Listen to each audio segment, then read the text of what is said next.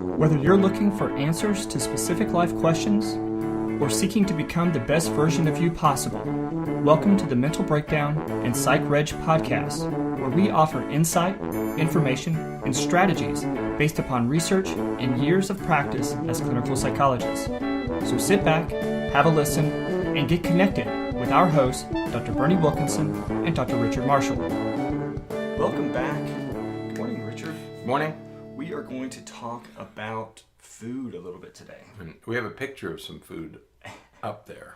That's right. And it looks really good. We have the article that we're going to talk about today, and it's sort of the feature image right. is a very nice looking piece of cake. And it's from our friends in the United Kingdom. From our blog, Psychreg. Right. Psychreg.org. And so we're going to post a link for it. But the title of the article is "Why Do I Crave Food After Dinner?" And it's written by Seth Gillihan. Mm-hmm. And he's right here in the United States. He's at the University of Pennsylvania. And up in Pennsylvania. What did I say? I was just thinking up in Pennsylvania. Yeah. Mm-hmm. They're at Perelman School of Medicine. Right. And in this article, he's talking a little bit about why we have this tendency to want food before we go to bed, even though it's just maybe a few hours after we've eaten dinner. Right. And we have this discussion regularly with a lot of our patients as to, they have all kinds. I had it with my daughter the other day. You have all kinds of stamina, fortitude, determination for breakfast and for lunch. Mm-hmm. But man, it's so hard at night to have that same amount of self-control. Right. Okay. What is it about nighttime that we don't have that same kind of self-control that we can exercise throughout the day? Absolutely. Mm-hmm. Yeah, and so we'll talk a little bit about what he presents as some of the reasons why this happens. Yeah, there's good reasons for it. But it's absolutely something that we work with. I have a handful of patients, maybe two handfuls of patients that struggle with nighttime eating, and that tends to be one of the major causes of some of their health-related issues and their weight-related issues and things like that. So that's what we're going to talk about today. Right. And so so let's talk about some of the things that he said. Explanations. Some of the explanations for why this happens. He talks about, 3 or 4 different things, specific things 3 main ones. that are associated with it. One is what you were just talking about, and that is that our willpower begins to diminish by the time the evening comes. Yeah, think of it this way. If you're a nighttime eater, think of it this way, that you have a daily amount of self-control. And you use it up during the day. Right. So that by the nighttime, you have much less self-control than you had in the morning. Right. So it's easy for you to skip breakfast or have a healthy breakfast, but it gets more difficult as the day goes on because you have less self-control. Right. You've used it all up. We talked about this before, that there's, when we think about these different regions of our brain, the more hedonistic areas of our brain sort of have endless energy. That's right. It Boundless energy. Because the things that are hedonistic are also many of the survival things. That's right. Fight or flight, reproduction, those kinds of things really drive, and eating, of course, it's all driven by those hedonistic centers of our brain. The area of our brain that regulates that, the cortex, especially the prefrontal cortex, it has a finite amount of energy. It's a relatively limited amount of energy. And so we exert and use up that fuel throughout the day. That's right. And by the time the evening arrives, we just don't have enough fuel to inhibit that anymore. That's right. And so when you see that picture of that nice piece of cake, by the time the evening rolls around, if that piece of cake is sitting there on the counter, you're not going to be as able to withstand that. Kind of stay away from it than you would in the morning. Right. Mm-hmm. So that's number one. That's number one. The second thing is that by the time the day ends, and maybe for some of the same reasons, we start to have some emotional things start to surface. That's right. We've been dealing with stuff all day long. If you're a stay-at-home parent, you've been dealing with kids, you've been cleaning the house, you have all these obligations, you're paying bills, you're answering the phone. If you're at work, you have those work-related stresses. If you're a student, you've been in school all day. So no matter what you're doing during the day, these emotions build up. Right. You get tired, you get stressed, you get angry, you get frustrated. And so you bring all that stuff to the end of your day, Right. when your self-control is at its lowest. Right. Okay. And that's the second reason. Right. Why? Because now you have stress, and you talk about those areas of your brain. To relieve stress, you want to make yourself feel better. Right. How do you do that? You eat. You eat, or you What else? smoke, or you drink, or you do something to make yourself feel better. Right. Chocolate makes you feel better. Yeah. Yeah. It happens. Right. So the third thing is, This was interesting. right, he talks I about our didn't- circadian rhythm. That's right. Did you know about that? Well, I I didn't. mean, we know about circadian rhythm. Right. I didn't know. It makes me really want to look that up because I didn't know This isn't new. He talks about how our daily cycle of hunger reaches its peak at 8 p.m. Now I don't. Well, the circadian, he's talking about a 12-hour cycle, right? No, we have a 24-hour sleep-wake cycle. Right. And he says that based upon that, we have this daily cycle of hunger that peaks in the evening right around 8 p.m. And I'm not sure. I want to read about Can that. you change that? Right. You know, that it peaks at 6 or 10 instead of 8. Right. You know, because I wasn't familiar with that. There's a 24-hour cycle, but he said somewhere in here he talks about this 12. Oh, there it is in the next paragraph. He says our bodies, without eating, not uncommonly 12 hours or more. Right. It's Talking the about longest we go without eating. So that's the fourth reason that he says there is that we're preparing to go for basically engage in a fast. Well, that's what we call a breakfast, right? And so we're preparing to engage in a fast. So if we eat dinner at 6, we are preparing for this fast until 6 or 7 the next morning when we have breakfast. And so that's our body sort of saying we need a little bit more fuel to make us through to make it through this fasting period. That's what confused me a little about the 12 hours. Right. Because if we eat at 8 o'clock and we don't eat again until the next morning, right, we have a little food store, right, to get us through the night. Yes. Okay. Yeah. All right. Yeah. So we have these different reasons why we may be prone to eat later in the evening. And I think the important thing for people to realize, especially people who are struggling with weight, is that it's not just that you don't have any self-control. Right. This is not a moral failing. Right. You're battling biology here. Right. And so when you battle biology, it's a tough battle. It's a tough battle. Yeah.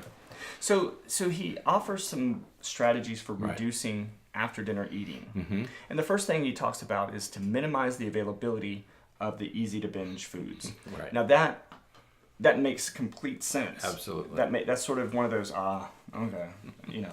And I think that it's one that most people reading this article will see that and just kind of skip right to number 2 because they're like, well, of course. But we did that last night in my house. What? I was cleaning out a cupboard and I found all this chocolate chips and marshmallows and all So this you stuff. ate it all last night? No, so I put it up on top of the counter. I took it out of the counter and I put it with the intent of Out of the cupboard cupboard counter. onto the top of the counter.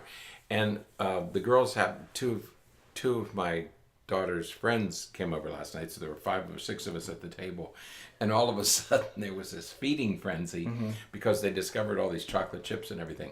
Had they not been there, nobody would have eaten them.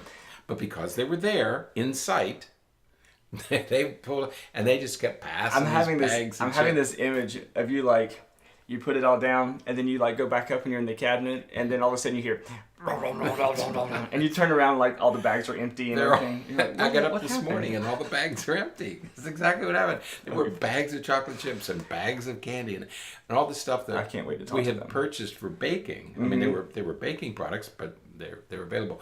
It was their availability that made us eat them because normally you wouldn't see them because they were in the cupboard. You wouldn't see them and so you wouldn't eat them. Now, I just noticed something that you said. You said we wouldn't have eaten them. Oh, I was there. Okay, I'm not pointing any fingers at anybody else. I mean, I was there, and how do you pass up semi-sweet Ghirardelli chocolate chips? I mean, it's not possible. But we tell people, you know, if you're really serious, if ice cream is your enemy, right? Don't buy it. Okay, if it's not there. And you've said very often, have alternatives. Right. We all have a sweet tooth, you know, most of us do. So have alternatives for those cravings. But the most important step is get them out of the house. Right. You're not going to get in the car and drive several miles to get. Right. If you do, give us a call. It's a if bit, you reach it's that a bit more of a point, serious problem. you need us. So no, because you're not going to get in, get dressed and go out and buy it. So yeah, number one is just eliminate. Yeah. Get it out of the house. Number two is to plan for healthier alternatives. Right. And that's what you were just saying. If you have that sweet tooth, buy fruit instead of candy bars. Just so you have that adjustment. And today in it's what's easy. available. Today it's so much easier because you can get these little cups, these individual servings of chocolate mousse and things that have very, very low in calories, very low in sugar. Some are non-sugar, sugar-free. But it's an easy alternative.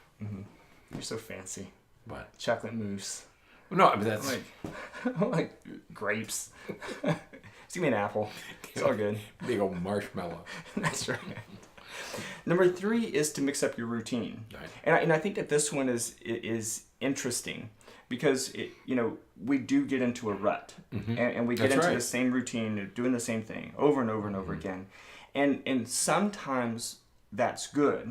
Like I think it's really important to be in a routine, a relatively consistent routine, like for bedtime. Like I have a series of things that I do when I'm preparing to go to bed, and that helps me get to sleep faster and all that kind of stuff.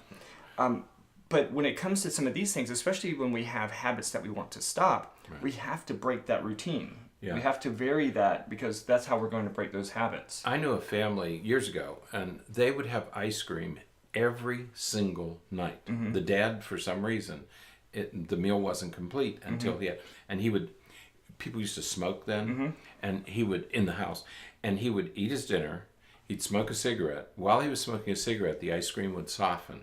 And he'd finish the cigarette, and then he'd eat this little bowl of ice cream every single day of his life. Yeah. You got to break those routines. I usually have a little ice cream, some of my soy ice cream. Do you eat those at home too? Sometimes. You go through some ice cream, man. I like it. It's not dairy, is it? No, it's non-dairy. Yeah, non-dairy, gluten-free. I think they make that from wood chips or something. Maybe. I mean, it's non-dairy, no sugar.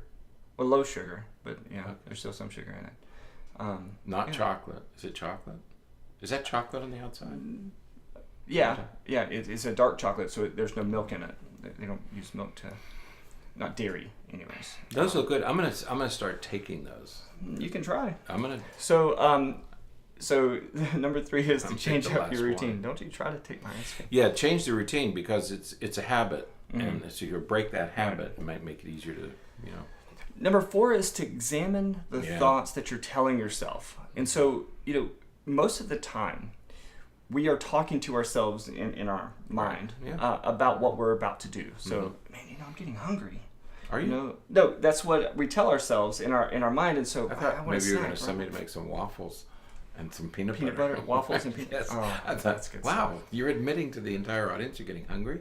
No, just talking about it. I'm not, but so this is now what examine your thoughts. Right. So think about what you're thinking about. What thoughts are leading to some of that? Because sometimes we perseverate on food or on different things, and it makes us want it more. It just increases the craving. So we need to be cautious of that. Try something. We talk about breaking the routines. I'll bet that if you really crave something, but if you went out and walked around the block, that craving would go away. Yeah. If you stop thinking about it. The trouble is we start obsessing over what we shouldn't do, and then it makes it more appealing. Yeah. So breaking it with a different activity routine, or different something. Right. Yeah. Now and the other thing is that we also use our thoughts to justify it. Say, you know what, I'll just have it tonight, and then I'll start in the morning. Sort of like we were joking earlier with all this stuff at your house when you were taking out the cover. It's like we might as well just eat it because we won't buy any more. We'll just go ahead and eat what's here and get rid of it, and so we do those kinds of things to justify our behaviors, and so we should be cautious of that as well. Right. So It was terrible. Number 5 is to sit with your cravings. It's okay to crave something and not indulge in a craving. Right, exactly. It's all right. Just have the craving. Because you're not really hungry. No. That's the thing. Not hungry from a biological perspective that I need sustenance. It's it's hungry from a psychological perspective of Right. I want some food to satisfy a craving. A friend of mine used to say, "You're not hungry. Your brain is hungry." Right. And she was right. Right. So it's okay to sit with that craving just a little bit, and It'll pass. it will pass. It's like a panic attack. Yeah. It'll pass. You feel like you're going to die, but they don't last forever, Yeah. and eventually it's going to subside. Same with a craving. It'll Right. pass, and you'll feel so good about it the next morning Yeah. that you didn't give in. Yeah. Absolutely. So, all right, that's it. That's a good one. Yeah. Those are your 5 I'm strategies. going to keep that and give it to some patients. So give that a try, and to my kids. I'm going to put that up at home. I like sitting with your craving. Just sit with your craving. It's fine. I'm going to print this out and put it up at my house in front of all the chocolates. Put it on the. I was gonna put it on the chocolates. On that cupboard. So. I'm going to lay it out on top like a blanket. All right. So that is it for today. Until next time, stay happy, stay healthy, and forget to be afraid.